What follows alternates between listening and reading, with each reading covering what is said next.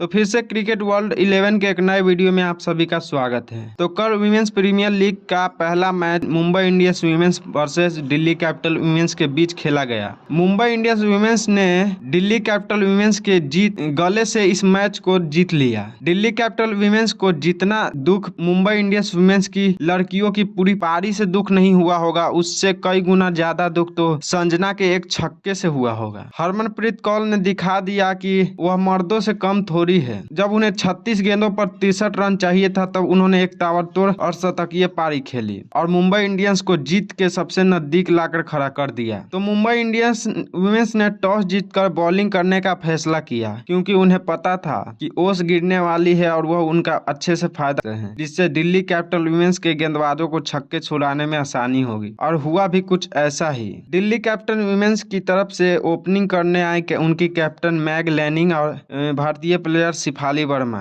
और जैसे ही शिफाली वर्मा क्रीज पर आई एक रन बनाकर शबनम इकबाल ने उन्हें बोल्ड आउट कर दिया और वह पवेलियन का रास्ता दिखा दिया। फिर पूरे पावर प्ले में मात्र दिल्ली कैपिटल्स के वुमेन्स ने 26 ही रन बनाए और मुंबई इंडियंस वुमेन्स की गेंदबाजी का दबदबा रहा। उसके बाद मैग लैनिंग और एलिस कैप्सी ने पारी को संभाला और जैसे ही टाइम आउट हुआ फिर से मुंबई इंडियंस के गेंदबाजों का दबदबा रहा और 11वें ओवर ने मैग लैनिंग ने अपना 31 रनों पर विकेट गंवा दिया और एक आसान सा कैच दे बैठी और 31 रन बनाकर पवेलियन लौट गई। उसके बाद हमारी भारतीय बल्लेबाज जेमिमा रेडिक्स और एलिस कैप्सी ने मिलकर फिर से दिल्ली कैपिटल वुमेन्स की पारी को संभाली। एलिस कैप्सी ने 38 गेंदों पर नवाद 50 रनों की अर्धशतकीय पारी खेल ली थी और फिर एक रिवर्स शॉट खेलने के चक्कर में एलिस कैप्सी ने अमेलिया केल को अपना एक एलबीडब्ल्यू विकेट दे दिया और वह 75 रन बनाकर पवेलियन लौट गए। और उनके ही कुछ देर बाद जेमिमा रेडिक्स ने भी 42 रन बनाकर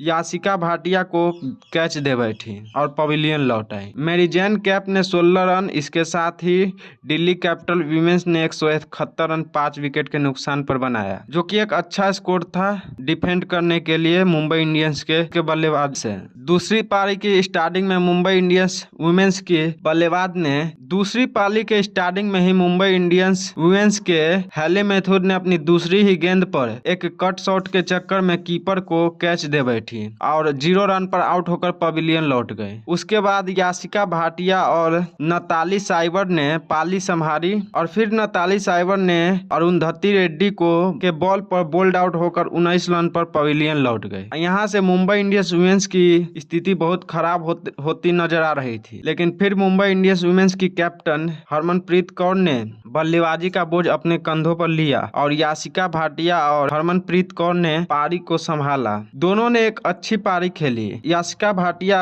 57 रन बनाकर कैच आउट हो गई और फिर अमेलिया केर ने 24 रन बनाकर हरमनप्रीत का कुछ साथ देना ही चाहा था कि फिर वो भी आउट होकर पवेलियन लौट गए। मैच पूरी तरीके से दिल्ली कैपिटल वुमेन्स के पक्ष में चला गया था, पर हरमनप्रीत कौर हार कहाँ मानने वाली थी। वो अपना बैट चलाती रही और उन्होंने एक 55 रनों की शानदार पारी खेली। उससे पहले 6 बॉलों पर 12 रन चाहिए थे, तब तक हरमनप्रीत कौर इस क्रीज पर जमी हुई थी और 19 ओवर 5 गेंदों में हरमनप्रीत ने एक लंबा शॉट खेलने के चक्कर में 55 रन बनाकर आउट हो गए और हरमनप्रीत कौर पवेलियन लौट गई। एक गेंदों पर 5 रन चाहिए थे।